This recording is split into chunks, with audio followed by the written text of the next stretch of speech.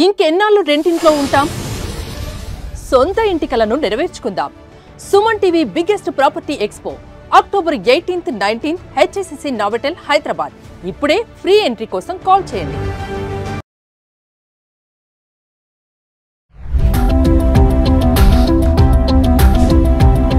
నమస్తే, welcome back to Suman TV. ఈ రోజుల్లో బంగారంపై రుణాలు తీసుకునే వారి సంఖ్య సామాన్యుల్లో బాగానే పెరిగిపోతుంది. రోజు రోజుకు బంగారం ధర పెరుగుతుండటంతో దీంతో లోన్ తీసుకునే వాళ్ళ సంఖ్య కూడా పెరుగుతూనే ఉంది.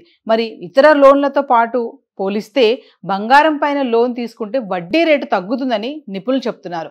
దీనిపైన మరింత సమాచారం అందించడానికి అనలిస్ట్ మందల కృష్ణారెడ్డి గారు ఉన్నారు. సుమన్ టీవీ ప్రేక్షకులకు నమస్కారం. గోల్డ్ లోన్ తీసుకుంటున్నారా? అయితే ఒకసారి పూర్తి వివరాలు మీరు తెలుసుకోండి. ఇప్పుడు అనేక రకాలుగా మార్కెట్లో అనేక రకాల లోన్స్ ఉన్నప్పటికీ అతి తక్కువ వడ్డీ రేటుకు లభించేటువంటి లోన్ ఏదైతే ఉందో అది గోల్డ్ లోన్ మాత్రమే. Compare to any other loan కంపల్సరిగా ఇంతకన్నా తక్కువగా ఏ లోన్ మనకు దొరకదు. రెండోది, రోజు రోజుకి బంగారం రేటు విపరీతంగా పెరిగిపోతుంది కాబట్టి ఈ లోన్లు తీసుకునే వాళ్ళ సంఖ్య కూడా పెరుగుతోంది. ఒక రకంగా గత సంవత్సరానికి ఈ సంవత్సరానికి మనం పోల్చినట్టయితే 26% గోల్డ్ లోన్ తీసుకునే వాళ్ళ సంఖ్య పెరిగింది. ఇది పెరుగుదలను సూచిస్తోంది. బహుశా ఈ సంవత్సరం ఫలితాలు ఇంతకన్నా చాలా ఎక్కువగా ఉంటాయని అనిపిస్తోంది. ఎందుకంటే ఎక్కువగా రేట్లు ఉండటం వల్ల తక్కువ సమయాల్లో, రేటు తక్కువ ఉన్న సమయాల్లో కొనుక్కున్న వాళ్ళందరికీ కూడా ఎక్కువ డబ్బు ఒకేసారి వస్తుంది. లోన్ తీసుకొని మనం అవసరాలు తీర్చుకొని మళ్ళీ కట్టుకుంటూ పోవచ్చు అనే ఉద్దేశంతో కొంతమంది గోల్డ్ లోన్ కోసం వస్తున్నారు.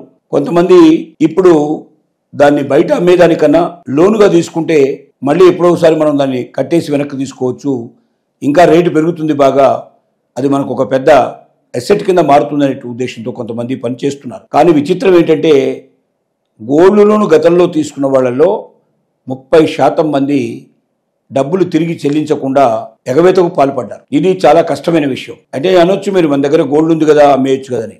ఆ అమ్మకానికి కూడా పెద్ద ప్రాసెస్ ఉంటుంది. దానికి నోటీసులు జారీ చేయాల్సి ఉంటుంది, వేలంపాట వేయాల్సి ఉంటుంది, ఆ ఆక్షన్లో పాడి వచ్చిన డబ్బు తీసుకోవాల్సి ఉంటుంది. ఇదంతా చేయాలంటే చాలా టైం పడుతుంది. దీంట్లో ఒక్కోసారి లాభపడవచ్చు, ఒకసారి నష్టపడే అవకాశాలు ఉన్నాయి.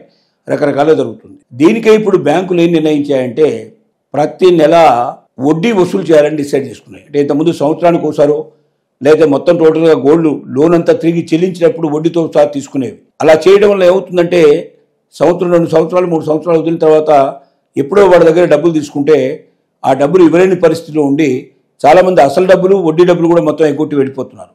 అప్పుడు గోల్డ్ని మనం వేలం వేసినా కూడా అప్పటి రేట్ల ప్రకారంగా ఇచ్చినటువంటి లోను ప్లస్ వడ్డీ 2 కలుపుకుంటే అది బ్యాంకులకే నష్టమయ్యే పరిస్థితి ఏర్పడుతుంది. ఖర్చులు అవన్నీ కూడా కలుపుకుంటే ఇప్పుడుగా జరుగుతుంది. వీటికన్నా మొదటి నెల నుంచి వడ్డీ వసూలు చేయడం మొదలు పెడితే ఎవరైతే వడ్డీ సక్రమంగా కడుతున్నారో వాళ్ళు ఖచ్చితంగా అసలు కూడా కట్టి తీసుకుంటారనే నమ్మకం, విశ్వాసం పెరుగుతుంది. అలా కాకుండా వారు మొదట్లోనే మంత్లీ ఇచ్చేటువంటి వడ్డీనే ఎగ్గొట్టడం మొదలుపెట్టారంటే వాళ్ళని అనుమానించి వాళ్ళ దగ్గర నుంచి మొత్తం రికవర్ చేసి వాళ్ళ గోల్డ్ వాళ్ళకి ఇచ్చేసి మా లోన్ మొత్తం అమౌంట్ మాకు కట్టండి అని చెప్పి కూడా డిమాండ్ చేయడానికి అవకాశాలు ఉంటాయి. ఇది ఒక మంచి అవకాశం బ్యాంకులకి. రెండోది, రిజర్వ్ బ్యాంక్ ఆఫ్ ఇండియా చేసిన కొత్త నిర్ణయాల ప్రకారంగా ఇంతకుముందు గతంలో 2-3 సంవత్సరాల వరకు కూడా ఎంత కావాలంటే అంత లోన్ తీసుకున్న తర్వాత బంగారాన్ని విడిపించుకోకపోయినా ఇబ్బంది లేకుండా ఉండేది. దానివల్ల ఏంటంటే చాలామంది ఈ దేశం విడిచిపెట్టి వేరే దేశానికి వెళ్ళిన వాళ్ళు కానీ లేకపోతే చనిపోయిన వాళ్ళు కానీ ఇలాంటి వాళ్ళు ఎవరు కూడా దాన్ని తీసుకోవడానికి ముందుకు వచ్చేవాళ్ళు కారు. దానివల్ల కొన్నిసార్లు బ్యాంకులకు లాభాలు వచ్చాయి, కొన్నిసార్లు నష్టాలు కూడా జరిగాయి. అలా కాకుండా ఇప్పుడు ఏం చేస్తున్నారంటే సంవత్సరానికి ఒక్కసారి మొత్తం డబ్బులు కట్టేసి బ్యాంకులో ఉన్నటువంటి మొత్తం బంగారం బయటికి తీసుకొని మళ్ళీ కావాలంటే కొత్తగా డిపాజిట్ చేసి మళ్ళీ కొత్తగా లోన్ తీసుకోవచ్చు. కానీ కంటిన్యూస్గా మాత్రం సంవత్సరం తర్వాత ఎవరు బంగారం కూడా అక్కడ ఉంచడానికి వీల్లేదు. నెల వడ్డీ కట్టాల్సిన అవసరం ఉంది, సంవత్సరానికి ఒకసారి క్లియర్ చేయాల్సిన అవసరం ఉంది. తద్వారా మొండి బకాయిలు ఎక్కువగా రాకుండా చూసుకోవడానికి అవకాశాలు ఉంటాయనేది బ్యాంకు వారి నమ్మకం. ఇలాగా దీంతో పాటుగా ఇంకా కొన్ని మార్పులు చేర్పులు బ్యాంకు లోన్లలో తీసుకొస్తున్నారు. బంగారం వడ్డీ లోపల బంగారం వడ్డీని లెక్కగట్టడంలో కూడా, అంటే ఎవరైనా 2.5 లక్షల రూపాయల లోపల వాళ్ళు లోన్ తీసుకునేటట్టయితే వారు పెట్టిన బంగారంలో 85% వరకు ఇస్తారు. అలాగే ఒకవేళ వాళ్ళు 5 లక్షల రూపాయల లోన్ తీసుకునేటట్టయితే 80% వరకు లెక్క కడతారు. ఆ గోల్డ్ లోపల 80% వాల్యూ అమౌంట్ ఇచ్చేస్తారు. ఇక 70 వాళ్ళు అంతకన్నా ఎక్కువ 5 లక్షల కన్నా ఎక్కువ డబ్బు తీసుకున్నట్టయితే 75% మాత్రమే ఇస్తారు. ఎందుకంటే ఎక్కువ మొత్తంలో తీసుకుంటే కట్టకపోతే చాలా ఇబ్బందులు వస్తాయి. కాబట్టి తక్కువ పర్సెంటేజ్ వాళ్ళకి ఇచ్చినట్టయితే, అంటే 100 రూపాయలకి ఉండే గోల్డ్ పెడితే 75 రూపాయలు ఇస్తారు.